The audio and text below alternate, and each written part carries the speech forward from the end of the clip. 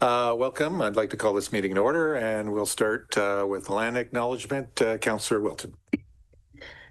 Thank you, Mayor Waters. The lands we know today as the Township of Centre Wellington have been home to Indigenous peoples since time immemorial.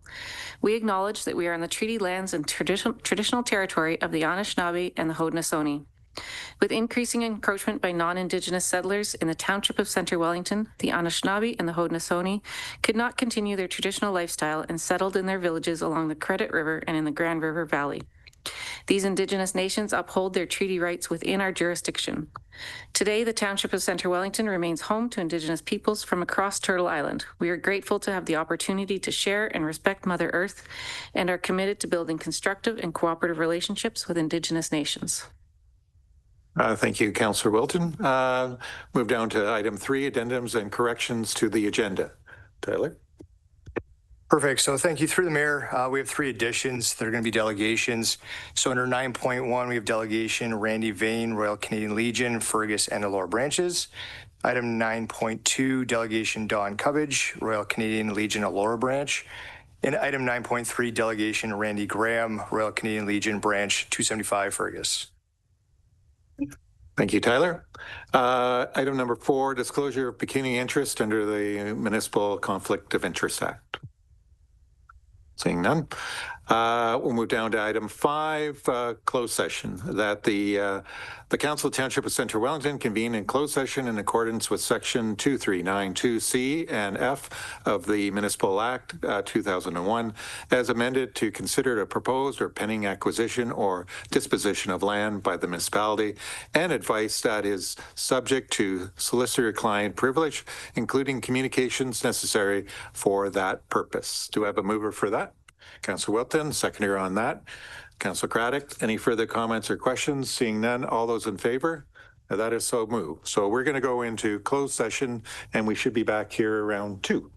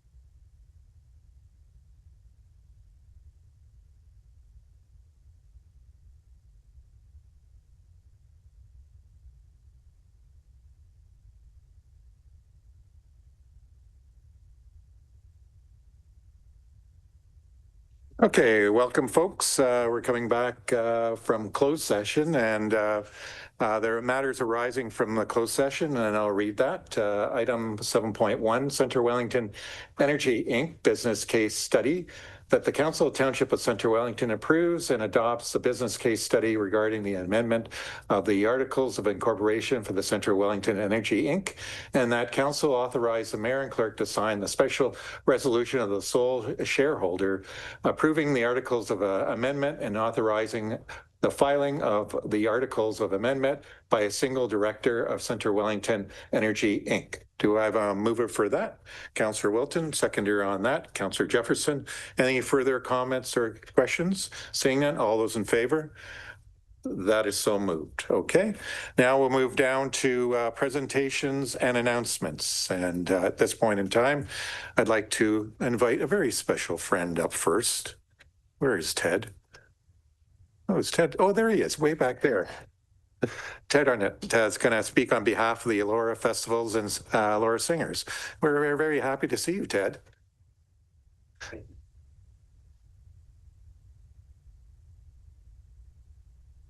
And welcome.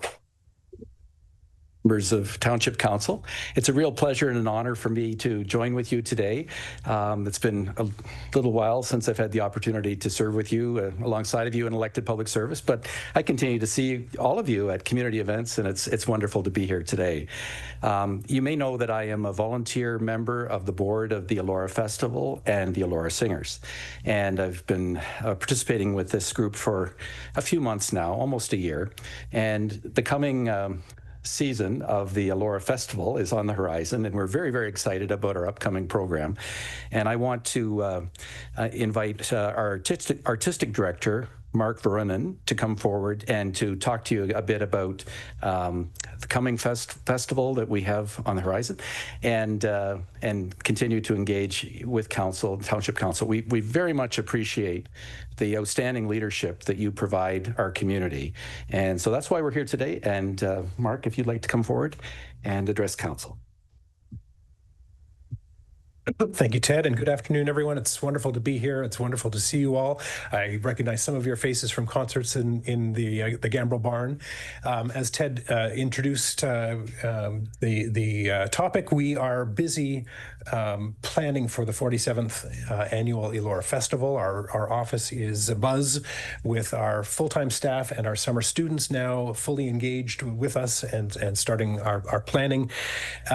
We will once again have 3 weeks of beautiful music gracing the stages of Elora and Fergus and Greater Centre Wellington, including some outdoor concerts and much free programming as well. We are particularly grateful for the relationship that allows us to have this particularly wonderful concert hall, which, as you all know, is filled with salt and sand, even as we speak this afternoon, somehow gets miraculously transformed into this wonderful acoustic of a concert hall with about 500 seats and theater lights and so on. That relationship with you here in Centre Wellington is so critical to the success of our festival, to the identity of our festival.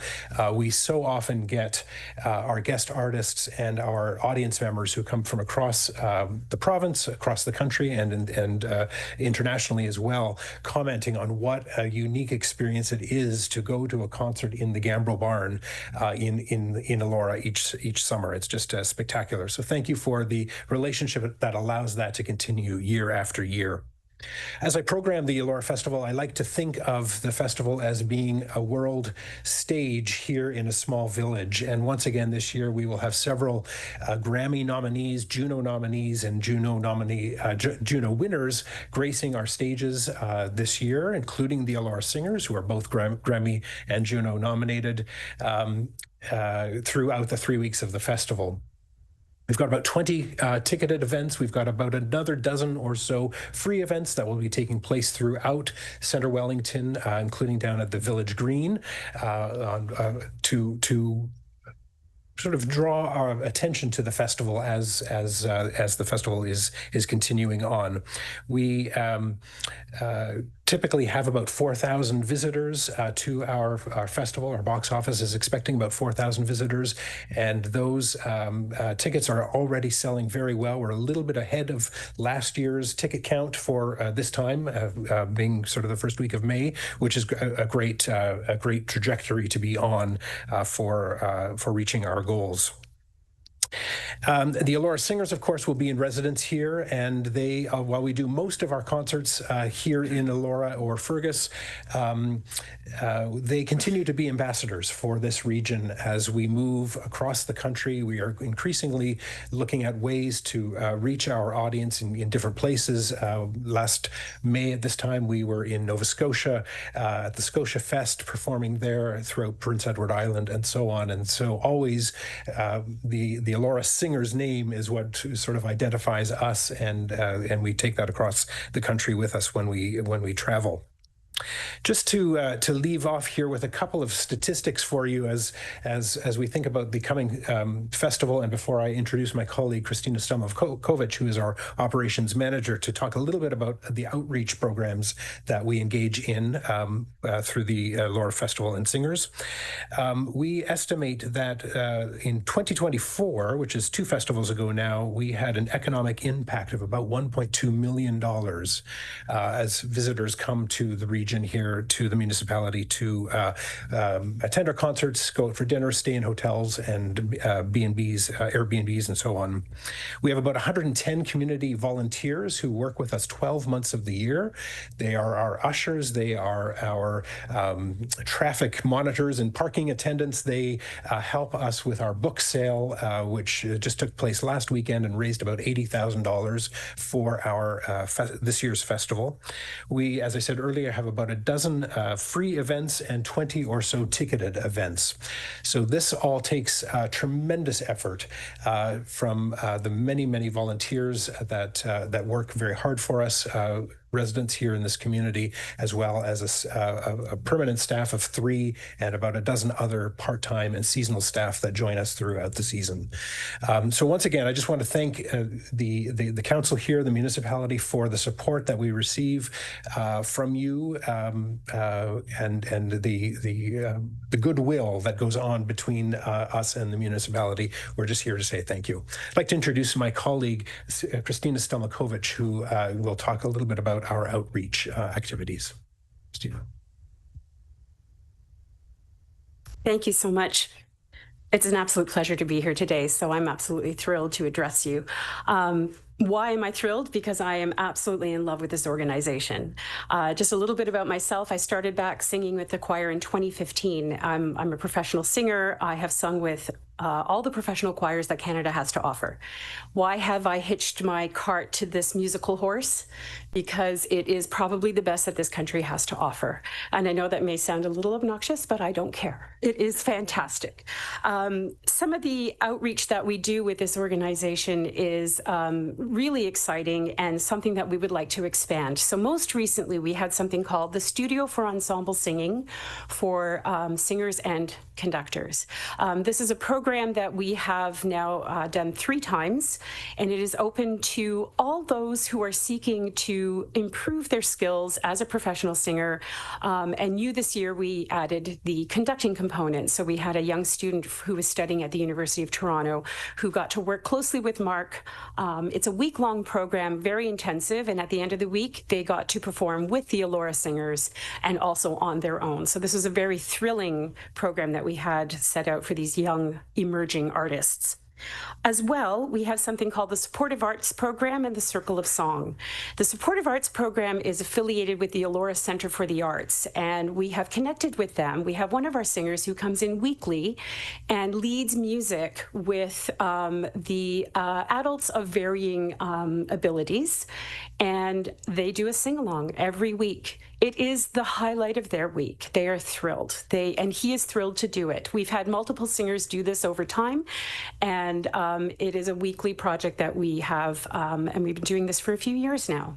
Circle of Song is something that we do with long-term care facilities. So that same person will go into the local long-term care facilities and provide music for the residents to sing along, to just simply be in the room, to feel the rhythm, to feel the vibrations. This is all something that is very, instrumental in their mental and physical health. We are immensely proud of these programs.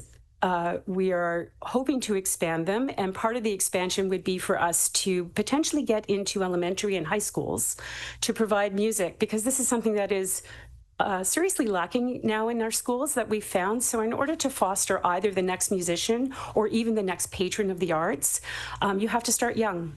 And so we would like to get into the schools at some point. We are working on developing a program to do this so that we can present programs to help teachers and to help the schools foster choral music within the school environment. Not only is it that live performance is fun, but it is also so good for your mental health and well-being. So many studies have been done. I could name them, but that would be boring. But the effects of live performance physically is so immense. And we feel it every time. We perform in churches, we perform in the barn, we perform in art galleries, we perform as we tour in different venues. And each and every time the feedback is just incredible. Just a quick story. Last fall, we did a concert. We've been doing a little bit of expansion as to where we go. So we perform in, of course, Elora, Guelph, Kitchener, Waterloo, Toronto, wherever we can, pick venues to go. We did a concert last fall in London, Ontario. And at the end of the concert, 2 people approached me and said, we flew in from the United States specifically to see this concert because we are massive Elora Singers fans. So our reach is far. We really are making an impact. And as I said, I'm unabashedly proud of the organization that I work with. So thank you so much for your time today. We really appreciate it. This was an update to let you know what we're up to, what we're doing, and why we're doing it. And we thank you for the support that we receive from Centre Wellington. So thank you kindly. Thank you.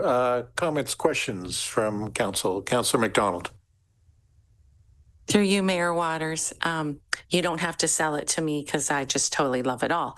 But also at Christmas time, you come out to my neighbor's garage and we have garage singing with the festival singers, and your members of your group make the rounds throughout town. And so this is an all year long sustainability effort that you're doing. And I really appreciate it because it does bring quite an economic upturn to Elora and Centre Wellington as a whole. And congratulations on your recognition, and happy to see Ted Arnott as part of the team. Yeah, and thank you so much. Any other comments or questions? I have a few words to say. As some of you may be aware, I was involved with this Riverfest Elora Festival for a long time. But I have to credit you guys for showing me the way in the beginning, because you really demonstrated to me how to do world-class festivals. You've always, to me, it was amazing what you were doing in this community way back when. And I just thought, if you can provide that level of entertainment, bring people all over the world to come to our community, our little festival can do it too. And I've always wanted to say or thank you for that inspiration, because I think it's really amazing that we have a festival of your type in this community, because it's just it showcases everything which is good about music and festivals, and I know our community is extremely proud, and thank you for the years and years of providing that level of entertainment for us. So on behalf of council, I'd like to thank Ted, Mark, and Christine for providing this beautiful presentation today. Thank you. Okay, so now we'll go down to 8.2 and welcome Toiva Davidson on behalf of Sustainable Waterloo Region. Welcome, Toiva. Thank you so much. It's an honor to be here. My name is Tova Davidson. I am the ED at SWR, and I'm here to give you an update as members and as a community that we serve in the work that we do, and even to answer some questions about who we are, what we do, and how we can partner and work together. So this year, this is a 2025 update, looking back at what happened in the year previous. It was a year of scaling. We were scaling up, we were scaling out, and we were scaling deep. The scaling that the organization has done over the years has included into new geographies, and so we're very happy to be supporting all of the communities that we do support. And now there's almost 40 organizations or communities that we support. Founded in Waterloo Region as a student project more than 18 years ago, we have 16 years as a corporation, and we have been working at an organizational level of sustainability and environmental impact, sector scale transformations, and whole community transformations towards low carbon futures that actually drive towards equity, inclusion, prosperity, resiliency. That's the work that we do. I'm very happy to say I've been there for 12 years, and this page, if you look in the copy of the year-end report I gave you, is the one to look at. If you listen to nothing else I say today, that's the one to take a look at. And it gives you the impacts of the organization over a one-year period so you understand the work that we do. We're really happy to be working with Centre Wellington as members in our Impact Network program, which I'll tell you about in a moment. We also have some great partnerships started with Wellington County generally, so I'll tell you a little bit more about those. The communities that we serve have continued to grow, and as you can see from this map, while we were started in Waterloo Region, we serve Guelph, Wellington, of course, all of Wellington, Perth, Oxford, Dufferin, as well as been scaled across the country through creation of another nonprofit called Green Economy Canada, and they support other nonprofits across Canada to create the equivalency of our Impact Network program. That's why we call ourselves SWR now. We are no longer just Waterloo Region, so we are just SWR. My board of directors was like, will people know what that means? And I'm like, I don't know that everyone knows what KFC means, so I think we're probably okay. So to give you some idea of some of the programs we run very, very quickly, we actually run an organics program, which has served into this community for some time, formerly run by the Circular Innovation Council. SWR took that program on more than a year ago and continue to offer this service and have evolved it actually to take that organic waste and to bring it to an anaerobic digester and lots of science, make it into clean energy. We are now operating that program in a wider geography and continue to offer this service. We also in this program offer food rescue, knowing that we actually should be feeding people first. So any food that can be rescued goes through a rescue, and then anything that is remaining can then be brought to that clean energy generation. And the byproduct of that, of course, is great compost for farmers' fields. The Impact Network program, of which you are a member, actually serves more than 80 organizations across our catchment area. It's the one where we actually help you do the tracking of your carbon footprint. What is the work that can be done to do that with your great staff, with Martin. We work with him very closely doing all of that data collection. We offer training and coaching. We offer all kinds of best practices, all of that. And this year we actually launched a new member portal called Engage, Impact Network, Engage. I thought it was punny. Which allows each and every one of your employees to actually log in, see challenges, see resources, do some learning, engage with each other. We have an inter-member challenge called the Carbon Cleanse, and you see that picture of me there holding the Carbon Cleanse trophy. And it's an engagement opportunity, which I would encourage you and all the staff here at Centre Wellington to engage in. It's really fun, it gets really engaging, and it gets your employees sort of bought into the mission that you have as an organization. We also now do sector scale work within the Impact Network, where we will do tracking, measuring, and monitoring carbon footprints for entire events. For example, we are currently working on the Ontario Summer Games carbon footprint calculations. We did a full net zero conference last year, and that one picture on the right that you can see there is an esports event, Call of Duty. We did the carbon footprint calculations for that as well, knowing that if we actually have that data, we can drive towards a better, more responsible execution of those events, and in many ways, saving money on the ways that those programs are executed. If you haven't heard of the Evolve One building, has anyone heard of Evolve One? No. Yes, great. The Evolve One is Canada's very first net positive multi-tenant office building. It was an SWR project, started in 2013, and it was built and developed by the Cora Group. It has been operating now for 8 years and has been net positive energy every single year. The Cora Group developed it, owns and manages the building, and it actually is a higher revenue building than any other building in their portfolio because being net positive energy, all energy used on site is generated on site with full resiliency by connection to the grid. When we were working on this project, we learned that the building and development industry has a lot of challenges in front of it. And so we actually launched last year the Frameworks program. And Frameworks is a building innovation exchange, the only one in Ontario and one of 4 across Canada. It's actually a program designed to support the building and development sector to be ready for what code, the harmonized code in 2030 is projected to be, which is net zero, as well as the changing demands of our energy systems. So we operate this program in partnership with the Grand Valley Construction Association. It is designed by the sector for the sector, not by us. We have all the experts in the room to help us do that, and we offer training and webinars. There's even one tomorrow. We offer resources, opportunities to collaborate, as well as playing that important role as intermediary to encourage people to be considering a new way to build and develop buildings, as well as to retrofit existing buildings. Through the Frameworks program, we also have seen an opportunity for AI to play a role in how we actually do retrofits in buildings. And so we are now developing Scout, which is an AI tool for the building and development industry to figure out the business case and the technical feasibility of deep energy retrofits, as well as incremental retrofits of existing buildings. And oftentimes I have people ask, what is the benefit of doing these sort of retrofits? And the base level of that is that an energy retrofit means less energy cost, and less energy cost means less operating cost.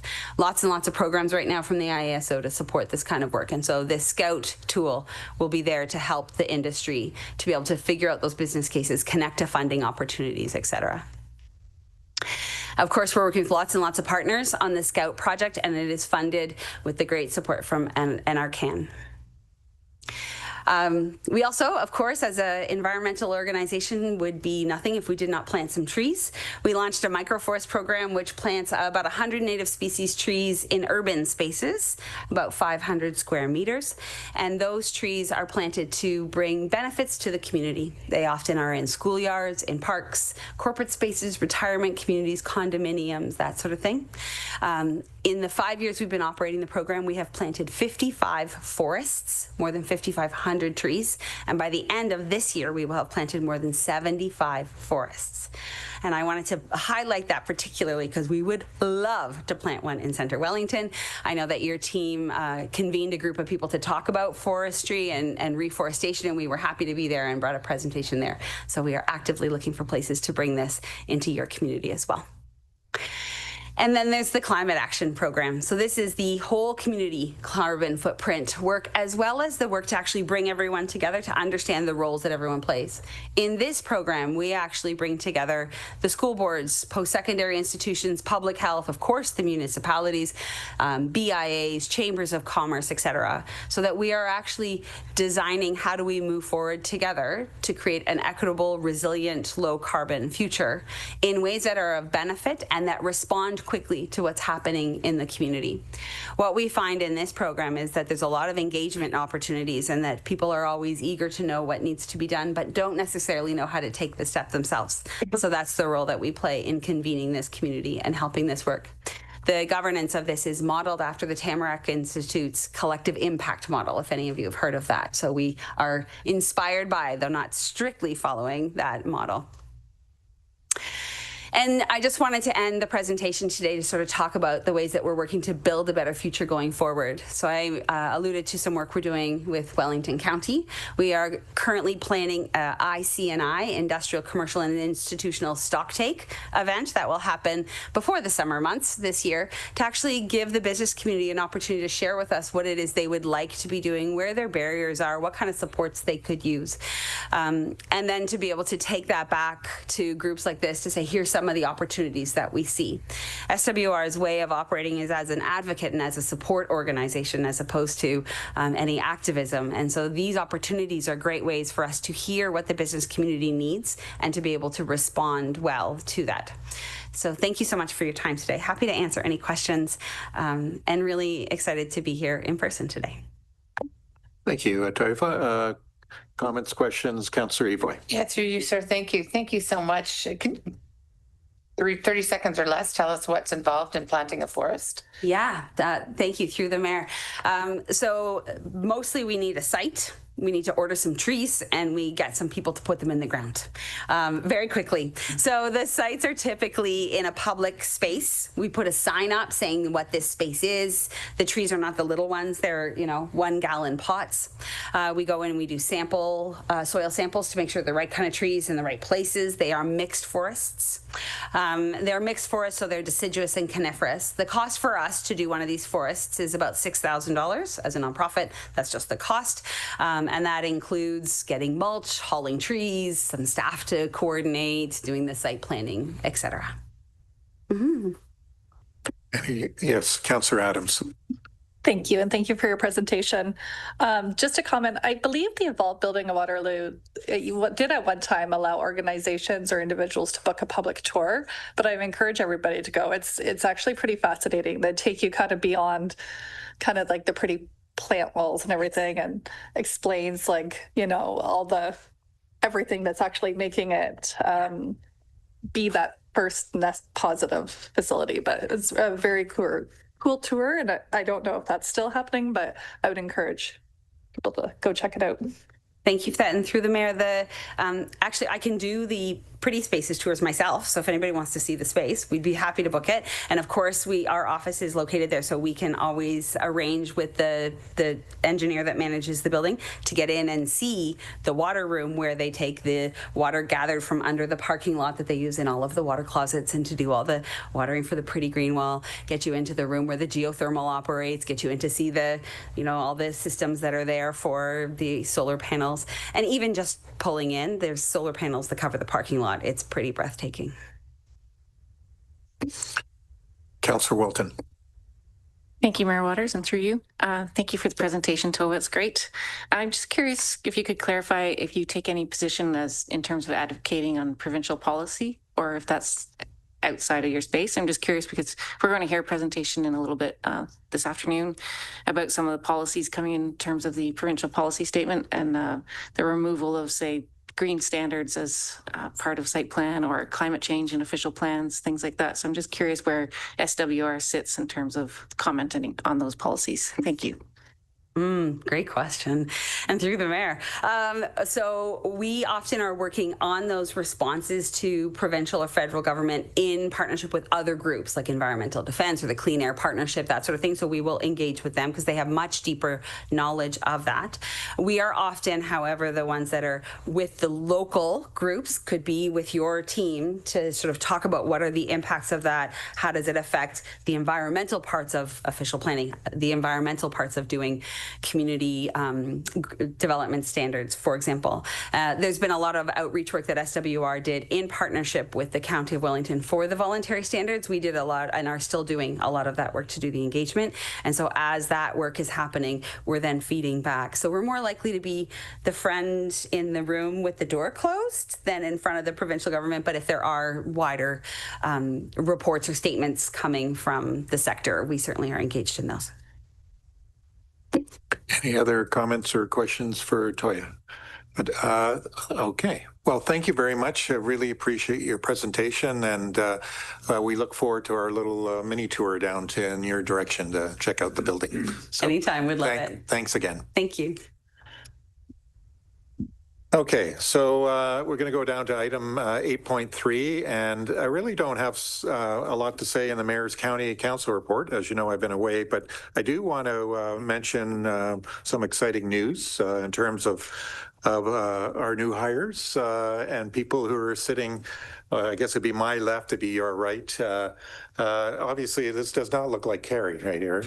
But Tyler Sager is our new clerk, and we're very excited to have him as part of our team. And also, I'd like to reach out and get Rachel Cannon to stand up. And Rachel is our deputy clerk. So very exciting. We have a new clerk and a new deputy clerk, and they're both from Perth County. And Dan, maybe if you'd like to say a few words or give us a little bit of background on these lovely folks. Thank you, Mayor Waters. Yeah, we're very excited to have both Tyler and Rachel join our team. They both come with vast amounts of experience and will definitely keep us on track when it comes to the legislative requirements of municipal government. But very excited to have both of them join our team. Thank you. Okay, so now we'll go down to item 8.4, Councillors Committee updates. And I'm looking for, yes, Councillor Evoy. Thank you, through you, sir. Very honored to now be representing Centre Wellington with OSUM, Ontario Small Urban Municipalities, the executive team. I'm very excited. And a little update, 3 councillors were able to attend the OSUM conference in Parry Sound, myself and Councillor Wilton and Councillor Adams, as well as County Councillor Lloyd was with us. I mean, Councillor Jefferson, but Adams would have been nice if you were there too. And we had it was really interesting. We had an opportunity to learn a lot from the Parry Sound team. They're growing in a very similar fashion to ourselves with regards to numbers and speed of growth. So it was really interesting to learn that. Next year we'll be in Stratford, and we look forward to seeing a good turnout there. And I'm excited to represent our community on that executive. Thanks again and congratulations. Councillor McDonald. Dear Mayor Waters, yes, I have 2 updates. So Safe Communities right now is making the rounds. They're currently at Bishop Macdonell in Guelph. That is one of our Catholic high schools. And they're kicking off OSAD. So OSAD is Ontario Students Against Impaired Driving, which I think is much needed in the community. We're seeing an uptake in drinking and driving and or smoking and driving, apparently. So it's nice to see students involved with our Safe Communities. The other one is Seniors Committee. Our bus tours keep selling out, and I have to say I'm a little bit jealous of some of the bus tours. They recently went to a Blue Jay game, and they had very good seats. So if anyone wants to do a bus tour, feel free to contact the Victoria Senior Centre. Thank you, Councillor McDonald. Anybody else? Councillor Wilton. Thank you, Mayor Waters. This is on behalf of Councillor Adams and myself. There's a Healthy Communities Advisory Committee meeting last week, and we did get a sneak peek at the transit study, which is coming to council sometime soon. But it's very interesting to see how this transit study has been developing over the past few months, and to see Centre Wellington kind of stepping into possibly getting into more public transit options, which will be really great. So when that comes to council, I would advise everybody to check out the report. And also we had a discussion, an update on the water softener replacement program, which is going to be really good for the water system in Centre Wellington to replace water softeners that use a lot of salt and kind of release a lot of water and salt into the system to get those converted into more efficient and modern water softeners. So it'll be a good program for the community. So I think we had a good discussion on both of those topics. And I don't know if I missed anything, Councillor Adams, but you could. I think that. All right. Thank you very much. Thank you for that update. Any other updates? Okay. Thank you again for that information. So now at this point in time, we'll go down to delegations, and we are going to start with Randy Vane, speaking on behalf of the Royal Canadian Legion. Welcome. Thank you, Mr. Mayor. Well, good afternoon to everybody. Tyler, welcome. Rachel, welcome. First of all, I want to clarify one thing. Actually, there's 2 gentlemen following behind me that are presidents of the Elora and Fergus Legion. They will speak more than I will. I'm just here to basically do an introduction why we're here. For those of you that don't know, my name is Randy Vane. I want to speak to the proposed crosswalk policy that was put forth by staff about the creating a policy for crosswalks in general. I understand that the staff has suggested that the proposed policy will be tied to the Veterans Crosswalk request that we had brought before council last year. In 2025, we asked that the township please install veteran crosswalks in Elora and Fergus. There are currently over 110 veterans crosswalks across Canada, with more planned. As per my great research on Google, These crosswalks are installed near local cenotaphs and Royal Canadian Legion branches to honor Canadian Armed Forces veterans and active service members. These crosswalks serve as a year-round community-led tribute. While I appreciate the staff feel a need for policy for groups requesting crosswalks in the future, I have to say, in my personal opinion, that our veterans deserve better than just being lumped in as a group in a policy. They're not a political group. They are men and women who have fought for and continue to fight for Canada so that we can maintain our lifestyle and our freedom. Thousands of fellow Canadian veterans have died or been injured in fighting for our country so that we can have the lifestyle we have today. I personally believe that our veterans deserve veterans crosswalks in Central Wellington as a permanent tribute. Joining me today are Don Gibbons and Randy Grahams, the presidents of the two Legions, as well as other members of the Legion here as well, sitting behind me here.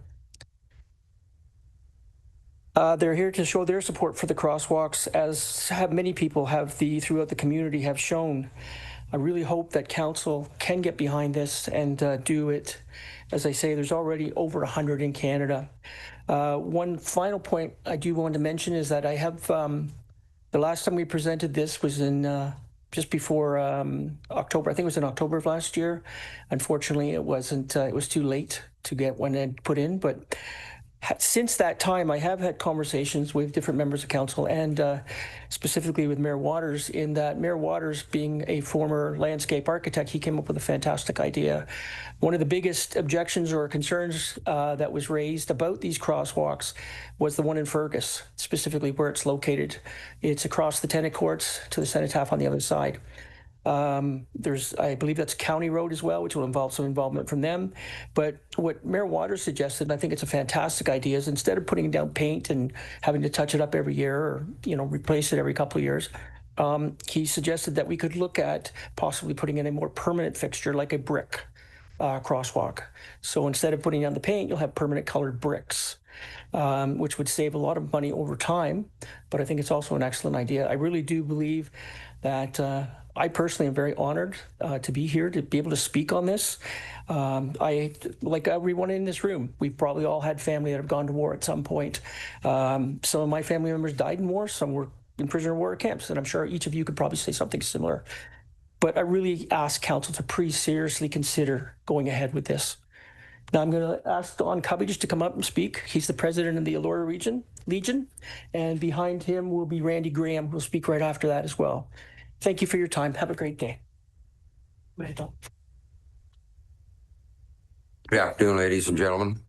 I'm delegating today as president of Branch 229 of the Royal Canadian Legion here in Elora. I'm speaking against the township staff's recommendation not to install the veterans crosswalks in the township. Rather than speak negatively about that decision, I'd rather communicate positively on why I think it's important for us to go ahead. The act of remembrance happens all across this township and indeed across our country each November 11th. The local branches of the Royal Canadian Legion organize and carry out Remembrance Day services at the cenotaphs, calling out the names inscribed in the granite. It's a solemn occasion and an opportunity for the community to pay their respects to those who paid the ultimate sacrifice. And in fact, Branch 229 has been conducting these services since 1932. The veteran crosswalks are not the same. In my opinion, they're meant to honor every day, not just November 11th, past and current veterans from our township and those veterans still living here. Yes, there will be some members of the public who will relate these crosswalks to the fallen, and that's okay. They're remembering. The crosswalks are meant to honor those veterans who are here now and from our community. These veterans are your neighbors, co-workers, volunteers in the community, and more importantly to council, your ratepayers. These folks do not deserve to have a request to honor them turned aside by a recommendation from the staff, in my opinion. My opinion also is that the decision needs to be made at this body. I get the decision might be difficult for some of you. However, it's the right decision, and doing the right thing is not always easy. I provided a mock-up of what the Veterans Crosswalks could look like at the DEI meeting in 2025. The same mock-up was provided with my registration papers for this delegation. The mock-up is in line with the standards of the Royal Canadian Legion Dominion Command, specifically that the poppy symbol and the Canadian flag not be applied to the crosswalk. It would be disrespectful of people and cars traversing across these symbols. The City of Guelph unveiled their Veterans Crosswalk last fall, and Paul Hutchison, Supervisor of Traffic Engineering, had this to say about it, and I quote, "It's a beautiful piece to add in memory of those that served, and it'll be great for the upcoming Remembrance Day ceremonies. I hope it adds meaning for those who want to pay their respects and brings a smile to families of veterans and reflects the respect we share for the service to their country." Also from Guelph, Mayor Cam Guthrie had this to say, "Hi everyone, I have good news. I saw other cities doing this a year ago and wanted to do it in Guelph. So I put the funding in for this in the 2025 budget while it was being debated last year. Since that time, the city has been working with our local Legion branch and it's getting installed very soon. I certainly hope we have a massive turnout to support our veterans and troops when it's time to unveil it." There's no reason that comes to mind why Township of Centre Wellington can't be as proud as Hutchison or as happy as Mayor Guthrie is regarding the Veterans Crosswalks. As staff of the township stated in their communication to me, they were concerned regarding the ongoing cost of touch-ups. I can advise that Branch 229 can, if requested by the township annually, to provide up to $500 to assist with the maintenance cost. The request from the township would need to be made annually, as I do not have the authority, nor does our branch executive, to enter into long-term financial commitments without the membership approval. Thank you for your time. Thank you. Thank you, Don. Randy, why don't you come up and speak? Mayor Waters and members of council, I certainly echo all the thoughts that Comrade Don has mentioned, but I have a few comments of my own. I thank you for the opportunity to address you today on the matter of veteran crosswalks in our community. As president of the Royal Canadian Legion Branch 275 in Fergus, I speak today on behalf of all executive and members of our branch. May the 6th, 2026, I was made aware of the staff recommendation to not allow veteran crosswalks in our community. This is not the right path to take in light of the debt we owe to those men and women who paid the ultimate sacrifice to defend the freedoms we have today and those who continue to serve to maintain what we have. Today, we have an annual recognition and remembrance in the form of cenotaph services, dinners, parades, and student literary competitions, but we always stress that remembrance is every day. Veteran crosswalks will provide daily reminders of not only what veterans sacrificed for us before, but what men and women in the service do for us every day. Communities all around us, as we heard, have already approved and installed veteran crosswalks. Our community is proud, progressive, and thankful for service, and we need to continually demonstrate this to our citizens and our veterans. I am very hopeful that in this year of the 100th anniversary of the Royal Canadian Legion, the Council will see this as a very timely and progressive move forward. I submit this respectfully and thank you for your time. Thank you, Randy. Okay, and open up for comments, questions from council. Councillor Ivoire. Thank you. Through you, sir. I would like to take a minute to thank you both and to tell you that I am 100% on board with this. And when we're good to go, I'll be happy to make a motion. I believe in this. I know it's a challenge, but I really respect that you are offering money for the upkeep. And I just want to say thank you. Councillor McDonald. Through you, Mayor Waters, and thank you for identifying you will second my motion that I've had prepared for today. I sit here with all the rights of freedom to speak at a council meeting because of all of you.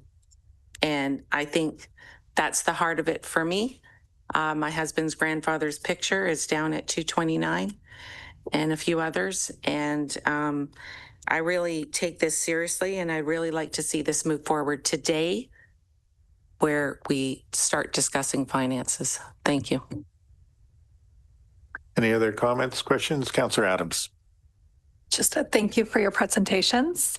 And through you, just when we get to consideration of reports, I wonder if we want to consider moving up item 11.2. Okay, thank you.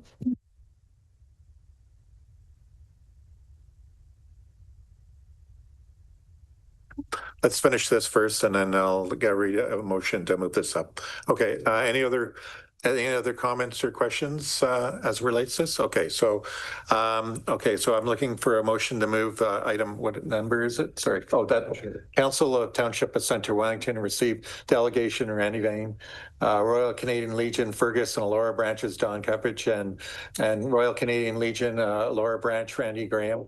Royal Canadian Legion Branch 275 Fergus for information. Do I have a mover for that? Councillor Adams, seconder on that. Councillor Craddock, any further comments or questions? Seeing none, all those in favor. And then we also want to move that 11.2, 11, was it number 11.2? Yeah, so I'll ask council if we're good on moving that up, 11.2. At the head of the considerations of reports. Do you have a Councillor Wilton first and seconder, Councillor Adams? Any further questions, comments? Seeing none, all those in favor? So moved. So we'll move that up as well. So where does that leave us now? Delegations, consent. Okay, consent items. Consent agenda items are considered routine in nature and voted on collectively. However, any member of council may request one or more items be removed from the consent agenda for separate action. Sorry, I thought you were looking at me strangely. So. Okay, so I'll get a mover on that first, and then we'll open it up. A mover on that, Councillor Adams, secondary Councillor Wilton. So any things related to this consent items? No? Okay. All those in favor? So moved. Okay. So now we're going to move we've moved that item up. So we're now item 11.2, and we'll get a report from Kristen, our Manager of Community Development, pertaining to inclusive community policy. Thank you. Thank you.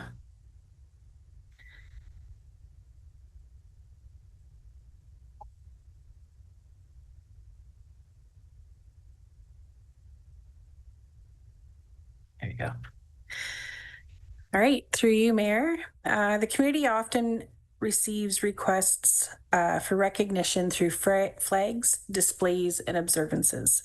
These requests can generate significant public interest and differing views. Without a framework, requests are difficult to assess consistently. The intent of this policy is to provide a clear and consistent framework for recognizing communities, culture, and causes in township-owned or controlled public spaces in sustainable and cost-effective ways.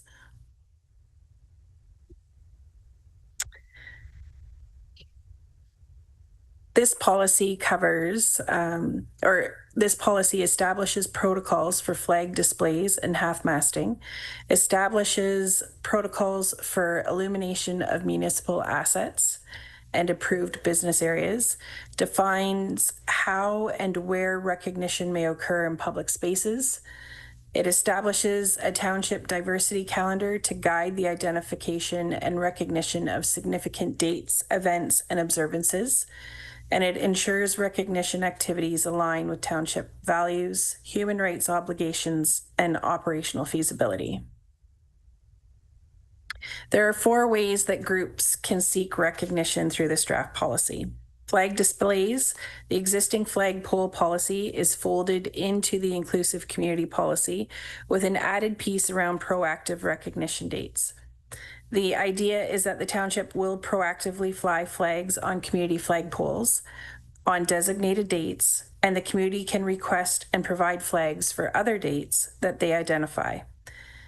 The permanent civic flags will remain in place. The Canada, Ontario, and township flags stay on permanent flagpoles. Community flags would be flown only on designated community flagpoles. The illumination of public spaces is the same idea. There are colored lights in different public spaces, and the township will proactively light these spaces on designated dates, and the community can request for other dates.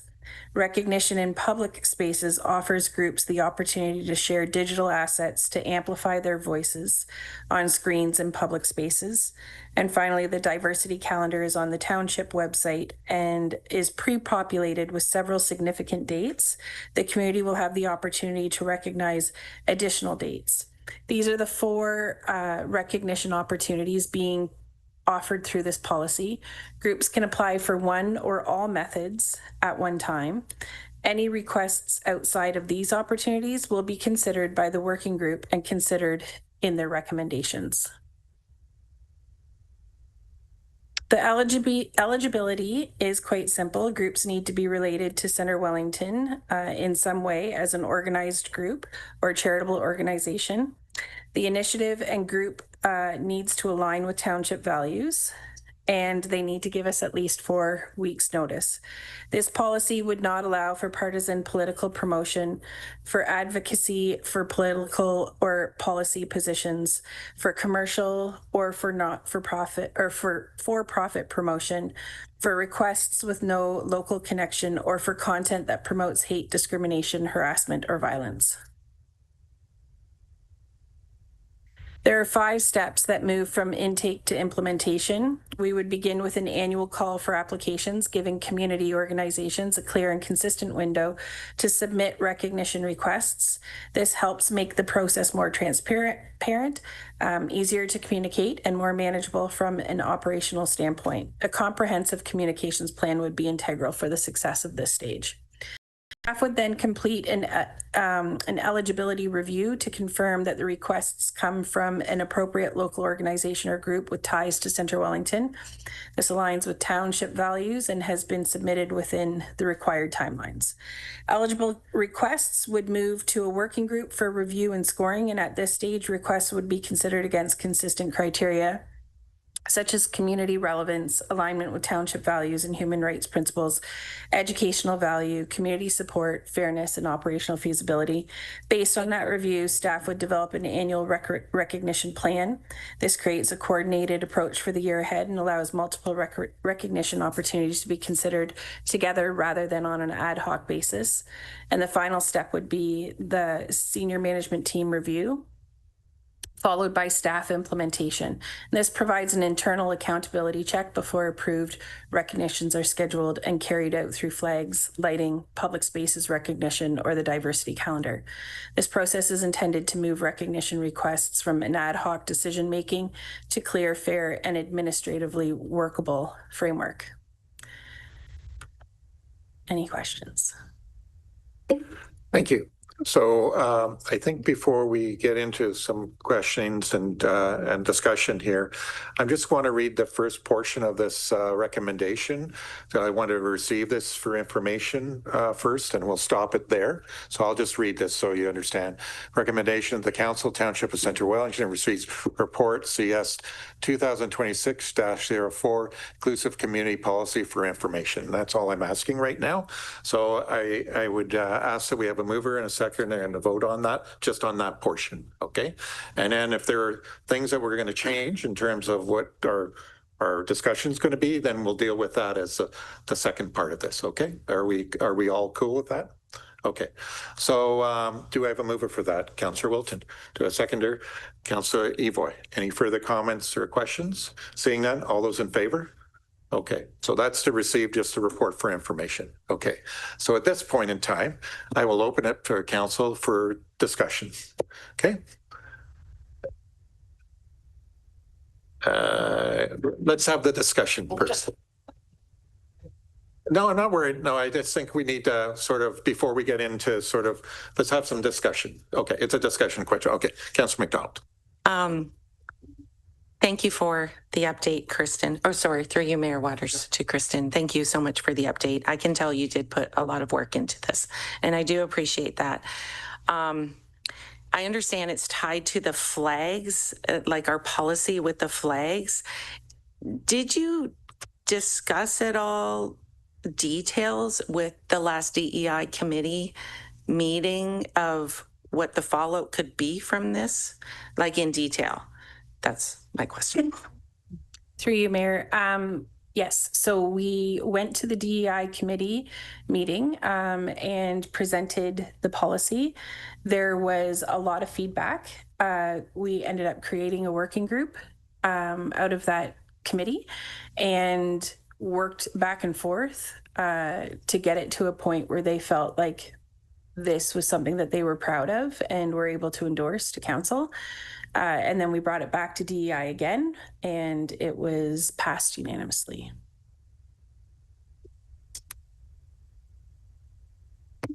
I do have a follow-up because I did ask some DEI members discussion because I'm not there. I'm not on that committee and in minutes of meetings, and I got a different answer. So that's why I was asking. Yeah, but thank you. Councillor Evoy. Thank you. Through you, sir. I'm on the EDI committee and I've attended the meetings and I have not heard anything different than that. So I appreciate the effort that you put forward. I know that the committee is committed to raising a positive profile as well as going right down to the calendars, which are fantastic. I know that you've been working on them for 2 years now, or at least well over a year. So I want to say thank you. I'm 100% behind this and really appreciate the effort. Councillor Adams. Thank you. Through you, Mayor. Thank you for the report. Thank you for all the work. You've been talking about this policy for a while. So thank you for staff for bringing it. I think if I'm reading the table where we're at is, I think we're, when you look at the purpose of the report, you're saying you're looking at for recognizing communities, cultures, and causes in our public spaces. And I think that this does this very well. I think where maybe the discussion will come is we do, I think, have a feeling that our Legion, you know, it's kind of aside from that, aside from an interest group, and that it's a special service recognition that we have a duty to honor. So again, no issues with the policy, and I'll wait further. I think some of my colleagues have some more to add there. I'm just going to go around. Councillor Wilton.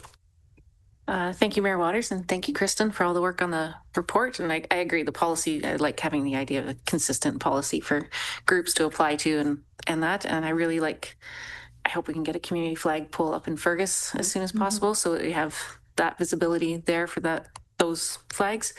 I am curious, I do agree that I agree with our delegations today that I would like to see a Legion crosswalk. I saw the one in Guelph today, and they're nice, and it was kind of a nice thought as I drove by them. So I would like to see that. So I'm not sure how we're going to pull that out from this, but personally, I would personally add crosswalks as one of the methods of recognition in public spaces, and maybe that would take care of the policy piece. But I will defer to some of my colleagues who've maybe done some more thinking on this. So, but thank you for all the work so far. Any further comments or questions from council? Oh, Councillor Jefferson. Thank you, Mayor Waters. Kristen, thank you for the report. For your financial implications, I was just wondering, with the $52,000 for illuminating public spaces and then also the $22,000 for the video screens, are you anticipating, like, the illuminating, is that something that you're going to be doing year round and like changing the, like our bridges? Is it something along that line? And are you looking at other spaces, or is this just kind of a proposal and then the committee will break out what's going to happen with the money? And then the video screens, is that just something that comes out and then goes away, or is that something that goes out and is a permanent fixture in our public spaces? Thank you. Thank you. Through you, Mayor.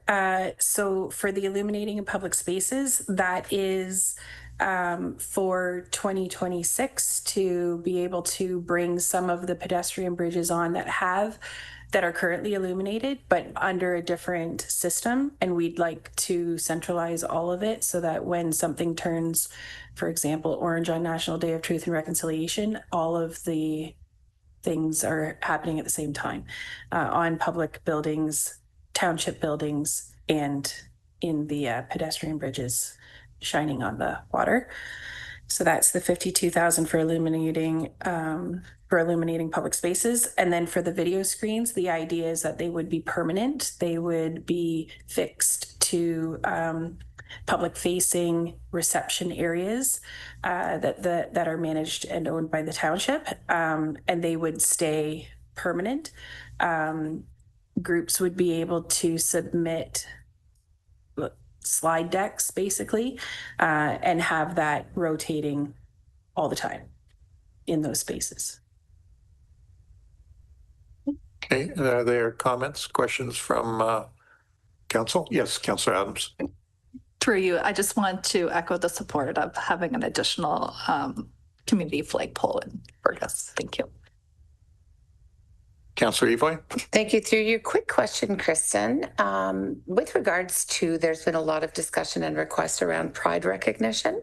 I actually love the idea that we're doing the sidewalk for the vets, and equally love the idea that we might be able to light up buildings in a very unique and honoring way that isn't flags and isn't decided. Not saying no to either of those, of course, but I love that you're coming up with this concept of lighting things up.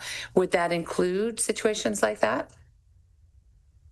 Through you, Mayor, yes. That would be an example of one of those proactive events that as township staff, we would make just, somebody would not have to request that. We would just automatically do that in the proactive list.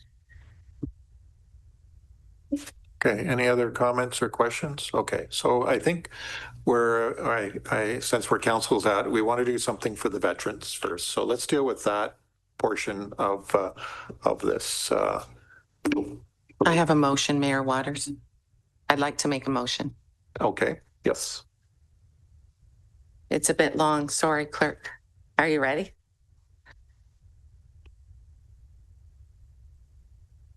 At the May 11th, 2026 council meeting, council will approve directing staff to present a report, and I don't know the date at the next meeting.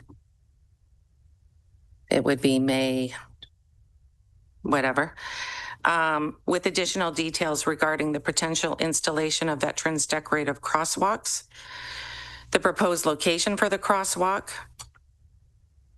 the site and the proposed location for the crosswalk.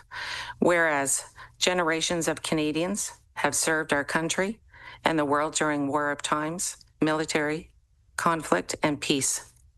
Through their courage and sacrifice, these men and women have helped us to ensure that we live in freedom and peace, while also fostering freedom and peace around the world.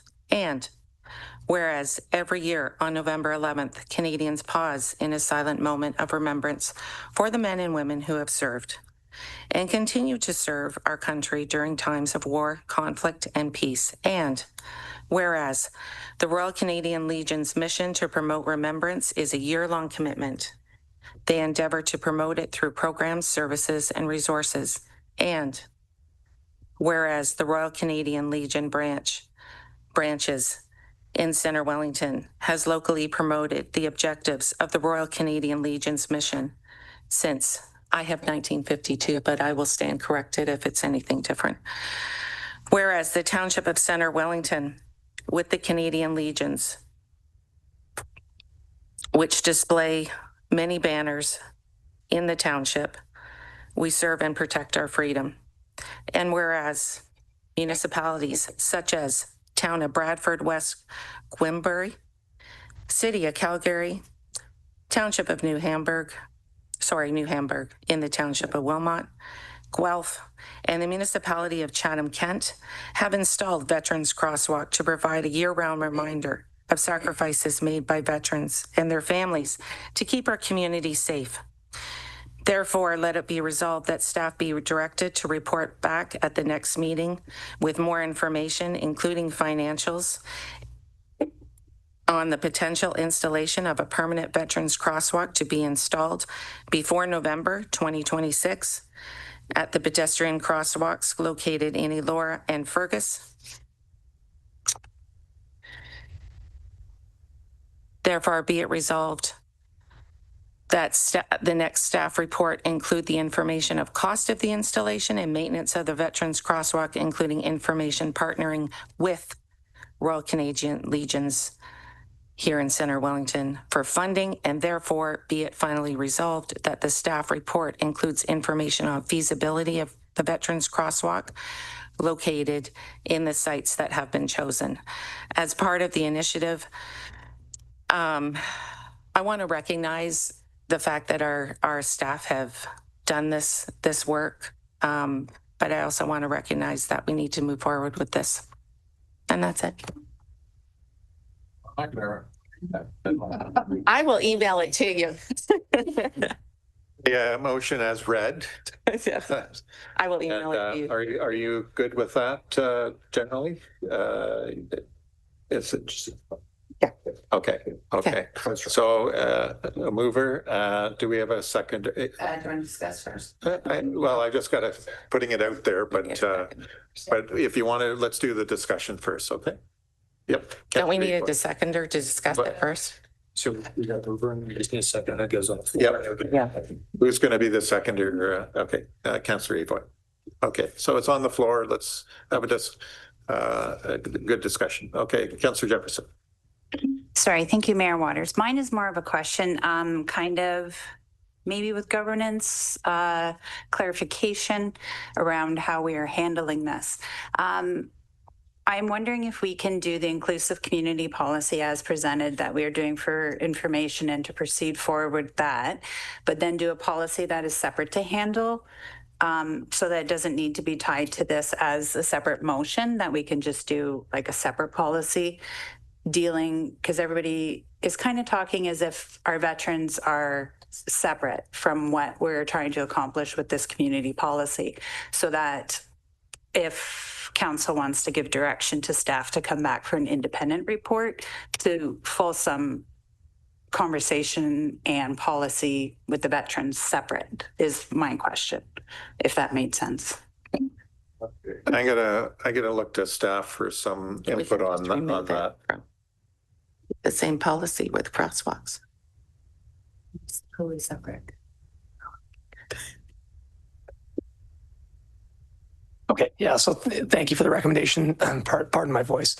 So I think, to be clear, the policy does not preclude the installation of crosswalks. The policy does not discuss crosswalks and does not provide a position on crosswalks. So I think that, that it's, I just wanted to make that clear, that there's nothing in the policy that states that crosswalks cannot be implemented. It just doesn't highlight them as one of the methods that staff will use to recognize groups. Does that answer your question? Yep, Councillor Adams. Thank you. I appreciate my colleague's amendment, and I think there was some really important messages in that.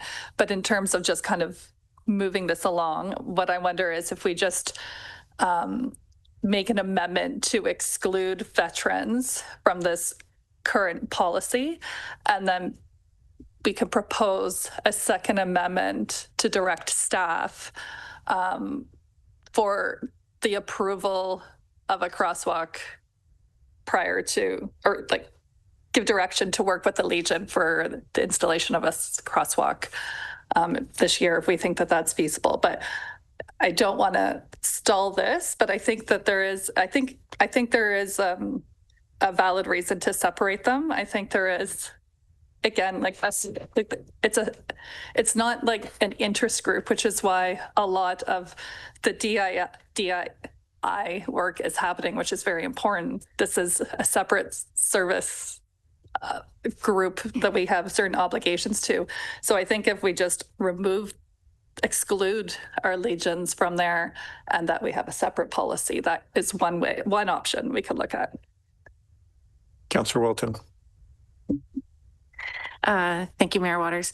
I appreciate what's being said, but I think I'd caution about excluding from the policy, because I think veterans would be included in illumination and some of those other public spaces and messages on the display boards and that. So I think if I could make a suggestion, we just pull out the question of the veteran crosswalk as a completely separate item to be discussed, and we can move forward with the inclusive community policy as presented, because it's, as Adam pointed out, crosswalks aren't actually noted in the policy. So I think it can move forward in a way as it is. And I think it's been well done. And then the crosswalk should be a completely separate question. And I might look to our new clerk to comment on how we can pull that question out as from a procedural process. But thank you.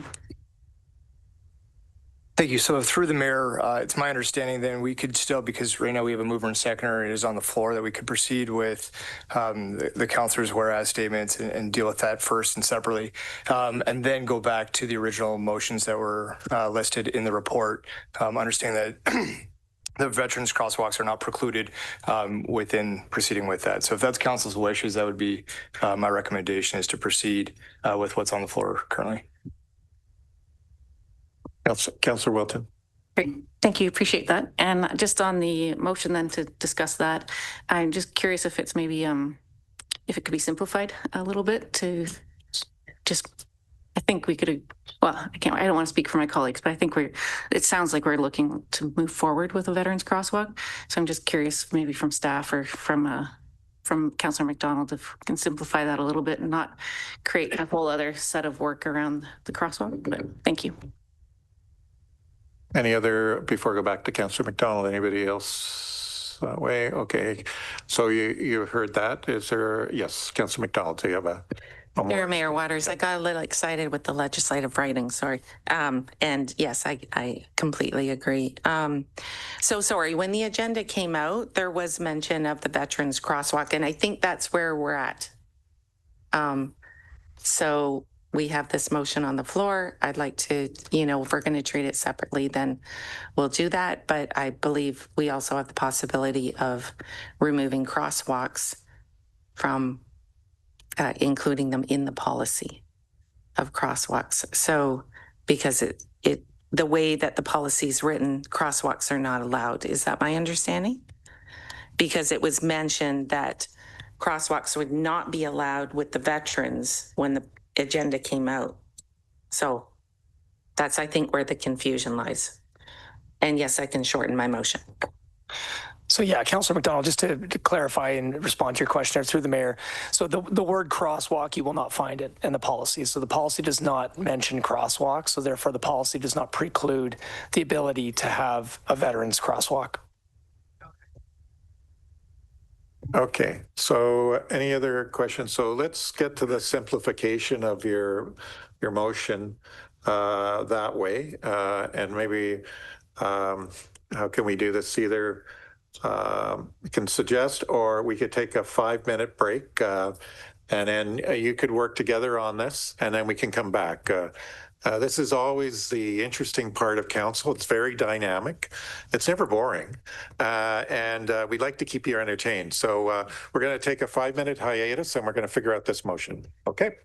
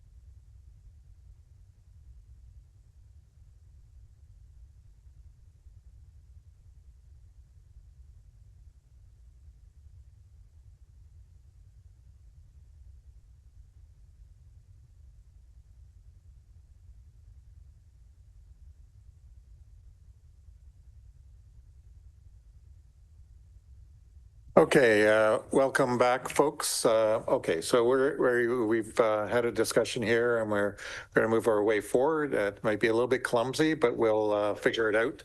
So I'm going to speak to Councillor McDonald in terms of her motion. So based on discussions, I'm going to withdraw that motion, and we'll proceed with one after, and I need my seconder to withdraw.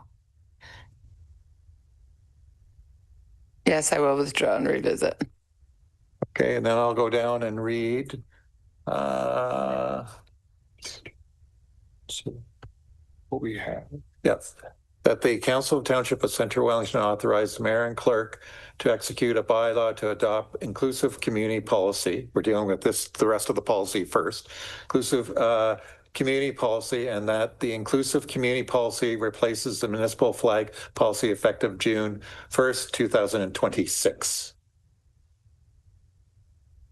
Okay. Yeah, mover, Councillor Wilton, secondary. Councillor McDonald, any further comments or discussions? Seeing none, all those in favor? That is so moved. Okay. And then we're going to deal. Sorry, did you have a? If you go to Councillor McDonald, then on it, if she wants to make a motion. Do you want it? Yes. I'll make the motion, and the clerk has it there to read.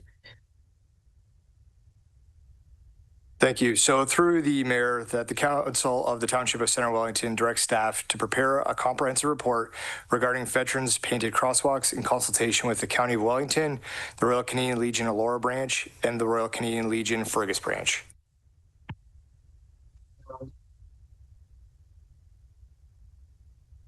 So,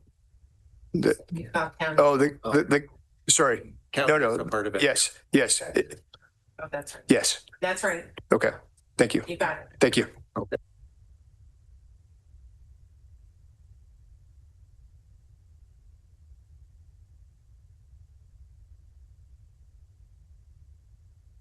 Mover, Councillor Evoy, seconder.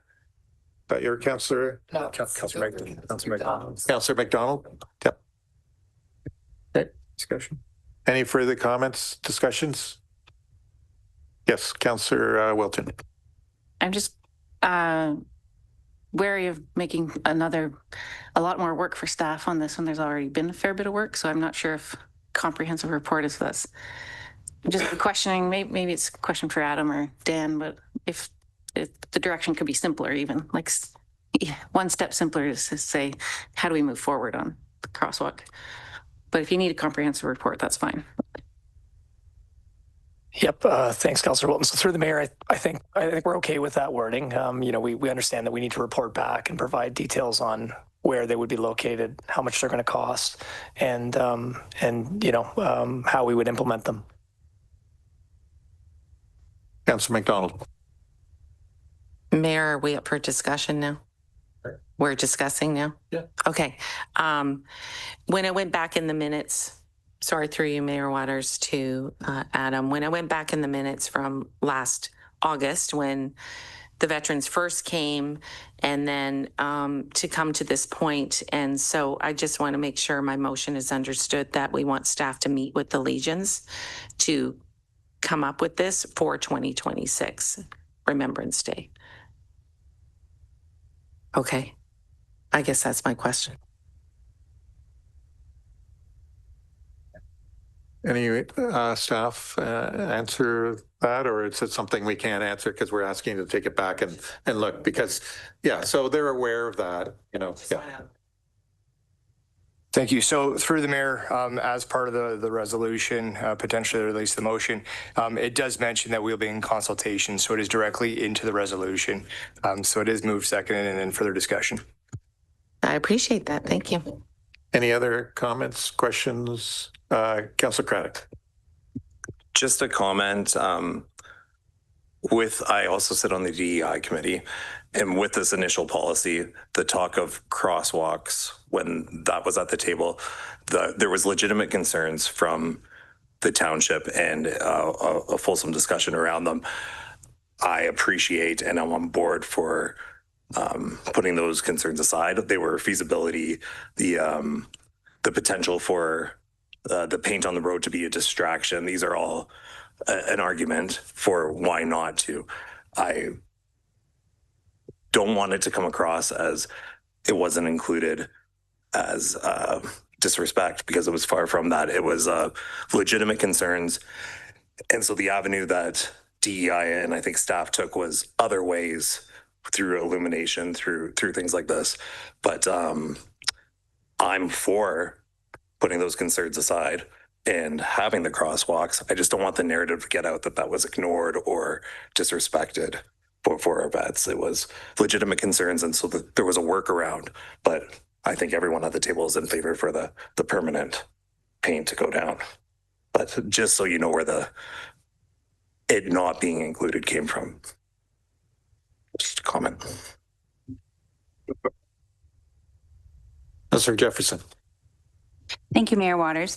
I was also wondering, because there's been a lot of discussion about the crosswalks being painted and that the paint can get disturbed, doesn't last that long. But there's also been development of different products. There's adhesive kits, and there's also thermoplastic where it actually gets like heated and applied. It's almost like you buy something that's a setup design and gets heated and rolled out. That might be something else that might be feasible, where the whole entire crosswalk isn't just painted. It has something that's on there that would be a lot more durable. It was saying it would last up to 72 months. The only concern is with the snowplows, that they might get damaged with the snowplows, which is the other concern for paint, because they're saying it only lasts like 9 to maybe 36 months at that if it's not a highly usable crosswalk. But that's just a comment. Thank you. Okay, Councillor McDonald. To you, Mayor Waters. And I'd also like to mention that I've had discussions with Councillor Lloyd that, you know, county might want to be involved eventually in this process, and that's all. Okay, any other further comments or questions? Okay, so we have a mover and we have a seconder on this. Again, any further comments, questions? All those in favor? So moved. Okay, that moves. Congratulations. Okay, so we're moving up to 11.1, legislative update, Bill 98, Bill 100, and the Canada-Ontario Partnership to Build. And we have Emma here. Welcome. Hi, good afternoon, Mr. Mayor, members of council, public, and staff. My name is Emma South. I'm a senior policy and housing planner for the township. It's wonderful to meet you all. This report was really intended to be for informational purposes only. It's for the review and receipt of yourselves, as well as other interested individuals, to better understand the proposed provincial legislative changes that may have significant impacts to municipal processes as well as authority. The report also outlines relevant Environmental Registry of Ontario, otherwise known as ERO postings, which propose a suite of changes, including standardization to official plans, site plan reform, constraints of what municipalities can request in terms of requirements and information for development applications. I've also outlined where there are foreseen potential impacts to the township as a result of passing of this legislation, or where there are no foreseen implications at this time. I welcome any questions that you have. Thank you very much for your time today. Thank you, Emma. Comments, questions from council? Councillor Welton. Great. Thank you, Emma. Nice to meet you. Glad you're on board with the township now. So look forward to future reports and everything. So I appreciate what you've done here to summarize all this. There are some significant impacts on Centre Wellington, potentially anyway. So a few questions. I'll start with the, it's in Bill 98, the Building Homes and Improving Transportation Infrastructure Act. Your third bullet point there is permit landowners to self-identify parkland dedication lands. So I just wonder if you could speak a little bit more about that. Does that impact our percentage of parkland, or is it just the location of parkland? Through you, Mr. Mayor, for you, Councillor Wilton. Thank you for your question. Yes, it doesn't impact the percentage of parkland that we would acquire, but it does impact what parkland could be identified. So it could be publicly owned private spaces, those POPs, and it could also be encumbered lands, which we currently do not accept as parkland. Sorry. So if I could just follow up then, so encumbered lands might be something that's not maybe very suitable for a park or might have some kind of structure on it or something that, so in its essence, it could potentially really impact the quality of our parkland and therefore the amount of parklands. Through you, Mr. Mayor, for you, Councillor Wilton. Yes, that's correct. It could also mean that there are different legal constraints associated with the parkland that's being identified. Any further comments or questions? Do you have another one? Okay, yeah, go ahead.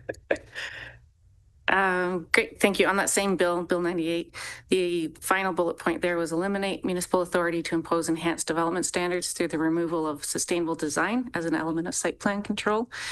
Do you have any comments? I think that's unfortunate that the government's going that way, but do you have any comments on, with the community planning permit system, which we heard about at our last meeting, would we be able to bring those enhanced development standards back into a community planning permit system as a condition of development? Through you, Mr. Mayor, for you, Councillor Wilton. Through a community planning permit system, you could impose different sort of municipal objectives, which could include more enhanced development standards, but that will no longer be a mechanism through site plan control.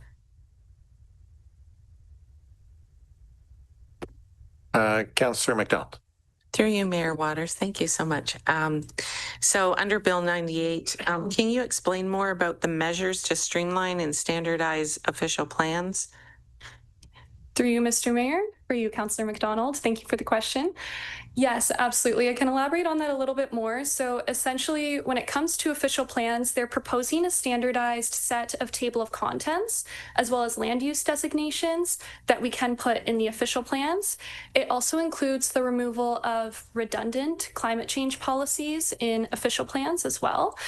So that's primarily what we know about what has been proposed through Bill 98. Okay, thank you. Much appreciated. Any other further comments or questions from council? Councillor Wilton. Thank you, Emma. And so under the Canada-Ontario Partnership to Build, I understand there's some thought that they will replace infrastructure funding if we were to lower our development charges. Do we have any more details yet on that, or is kind of what you've put in the report as much details as we currently have? You, Mr. Mayor, for you, Councillor Wilton. There are pretty limited details at the time of what could be eligibility criteria, how much those DC reductions can be done, if they'll recognize municipalities who have already done DC reductions.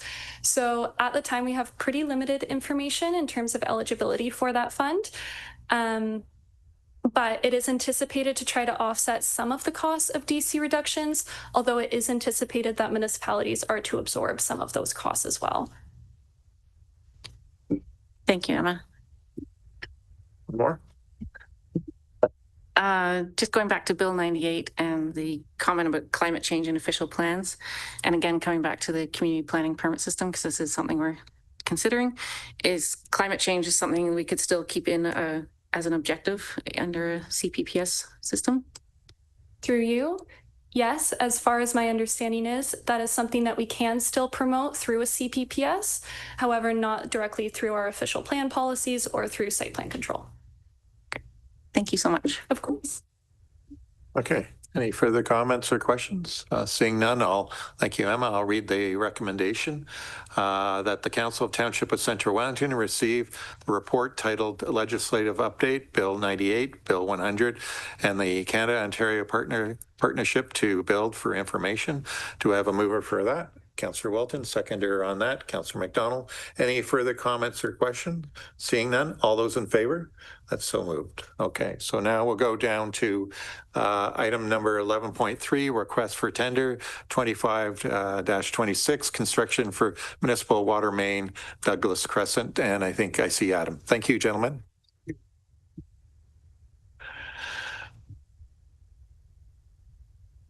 Yes, thank you, Mayor Waters, and through you, this report provides recommendations and seeks council approval for award of request for tender 25-26 regarding the construction of the municipal water main on Douglas Crescent. Recommendations are the council award request for tender 25-26 to James Thume Construction Limited at a contract price of $1,052,620.87. This is including contingency and non-rebate HST.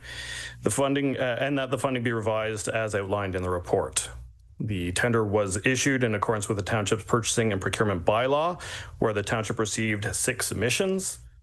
Award to this vendor would be predicated on the basis of lowest cost compliant bid. An award would be within budget allocations. However, funding sources would need to be adjusted to facilitate the funding shortfall within the water budget allocation of $45,826.80. And this being offset by a budget surplus of $221,601.73, netting to a total project award under budget of $175,774.93. And these are all detailed in the financial analysis of the report. And with that, I'm happy to field any questions the council may have. Thank you, Adam. Comments, questions from council? Councillor Jefferson. Thank you, Mayor Waters. I was just wondering, under allocation of miscellaneous, you have bonding, etc. I was just wondering what fell under etc. Thank you.